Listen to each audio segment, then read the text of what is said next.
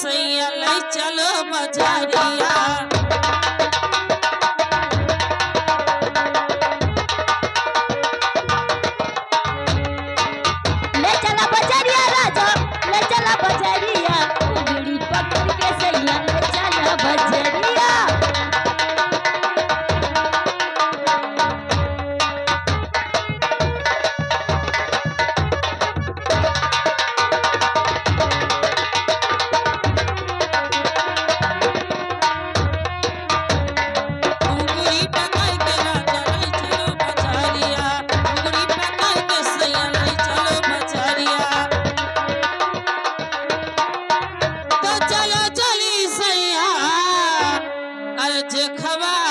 बजरिया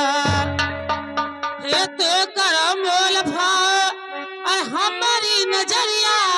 अंगुरी पकड़ के सैया ले चलो बजरिया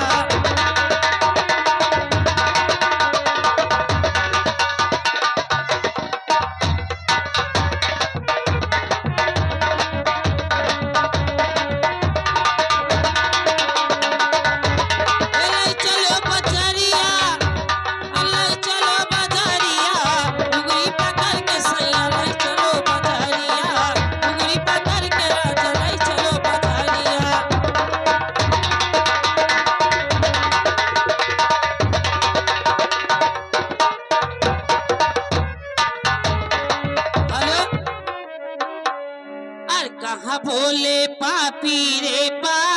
पहरा कहाँ पे कारी कोयल कहाँ पे कारी कोयाले हो राज कहाँ बोले हाँ सैया कहाँ बोले पातेली थी दीवानी ने नहीं आवेनी ने नहीं आवाए हो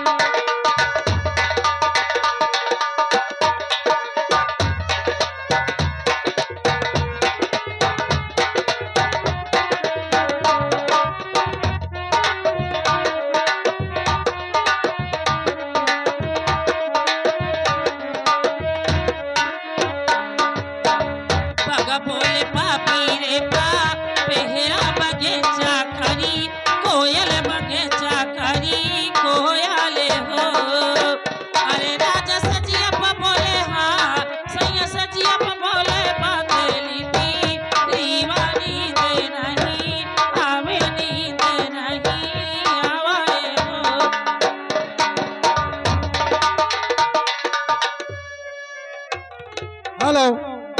हाँ घर वाले से